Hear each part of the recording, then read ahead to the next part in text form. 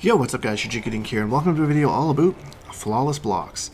Kind of like what to do with them and how to use them a little bit more. I made a couple videos on it, but a couple of my students have said that they're dabbling with it a little bit more and aren't 100% sure, with the concepts. I got Scarlet here. She's a good example of a character that you can counter with flawless blocks.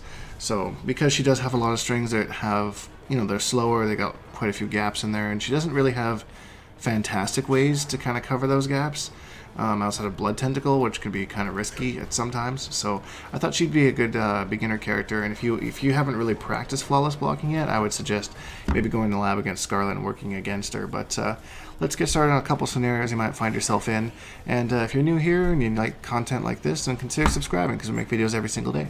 So the first thing I want to talk about is how this kind of factors into meter management and managing your meter, because to do a flawless block attack actually takes a bar of offensive and defense meter, and it's the same whether you do an actual launching attack or just a grounded attack.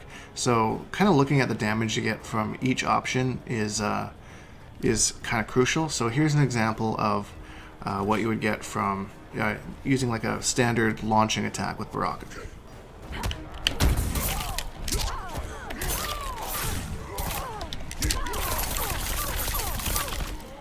So that's using 2 bars of offensive meter and 1 bar of defensive meter for 354 damage. So let's say we didn't want to use the combo and save a bar of offensive meter and go with just the not launching option. Let's kind of see what kind of damage we would get off that.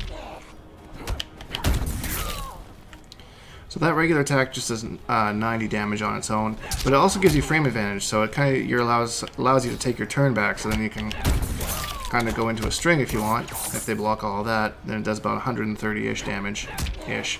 So think about that frame advantage and whether it's more kind of plentiful to get, just the frames back and kind of do your own thing. You can kind of do that into throw even.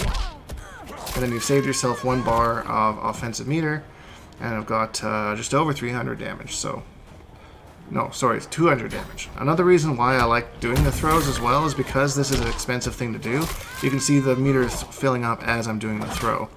So it kind of gives you a little bit more time to fill up that meter that you might have taken away. Plus people, it's a 50-50 on what you're going to do after a flawless block anyways. So throwing in that kind of, throw aspect, which is another 50-50, is a good way to confuse them. And especially if you have a 50-50 character, like Baraka can kind of be, I guess, back 3 or something like that. So just thinking outside the box in that regards is important, I think. Alright, so we got a character like Jax here, for example. So Jax has a flawless block off of his forward 2, 1+3. Thank you to Tyrone Carter 35 for telling me that.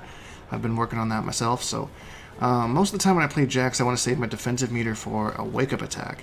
So if I flawless block, I might use that opportunity not really to attack him, but just to kind of take my turn back and maybe just guarantee something that's plus, or maybe catch him pressing buttons afterwards. So I'll give you an example here of what that looks like. I was able to create some distance there, not really get a punish, but just kind of get him off of me. There I went into the 1-2-2, which is plus, which keeps it my turn. So that's just kind of thinking outside the box, some different ways that you can use flawless blocks. Also, maybe you learned something in this video, I don't know.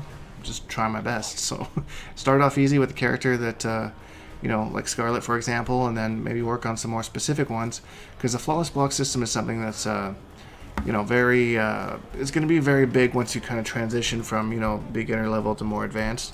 You're going to have to be flawless blocking a bunch of this stuff, and, yeah, just be ready for it.